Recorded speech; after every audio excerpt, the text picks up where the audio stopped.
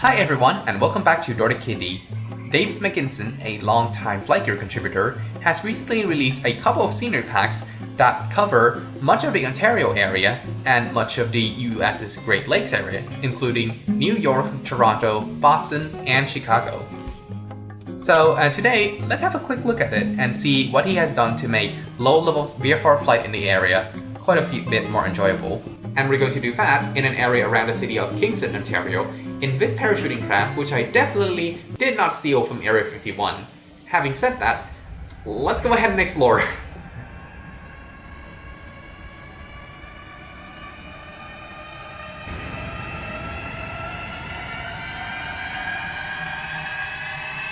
Kingston itself looks pretty good, with a lot of OSM2 city buildings and also a coastline that's based on OSM data, so that the roads and coastlines actually match up and don't jut into and out of each other the way it does in some other areas.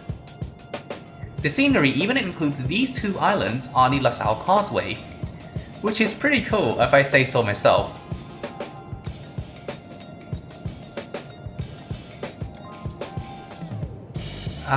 The 401. The road that everyone in Ontario who drives has to get to know eventually. Now, if you've observed a little bit about how this road looks, you notice that we have both OSM2 city-based roads and the old-style roads underneath. This means that you are able to actually see the roads, at least major roads, even if you're at lower graphic settings and could not use OSM2 city-based roads. So that's pretty cool because following roads is a pretty common way of doing VFR flight. Another common way of doing VFR flight is parallel lines, and you can see here that below the pylons that are generated from OSM data, there is a slit of different land cover available. So even if the pylons didn't show up, or you turned it off because your graphics card is not strong enough, you can still see the line of clear trees and then follow it all the way and to the point where you turn off the power line. So that is pretty cool.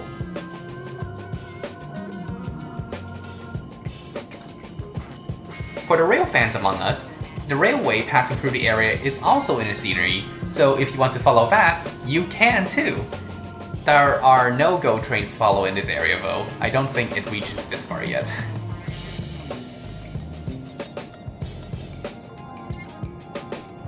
For those of you who prefer natural beauty, I can assure you that the lakes to the north are also modeled at fairly high detail, and they can absolutely be used to navigation or just as a delightful view out the window.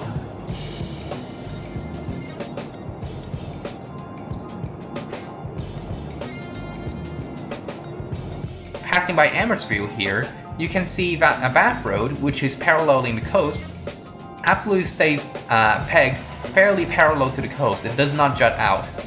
This is thanks to the scenery also using OSM2 city coastlines along with the roads, so the correspondence between the two is maintained.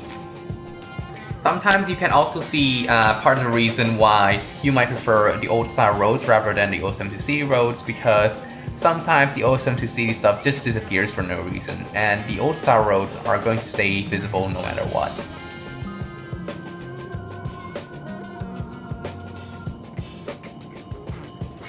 Here's another power line. This is actually a big one with multiple parallel lines, and you can see that although you can see the pylons, the ground cover cutting through the forest definitely can help make it easier to spot things.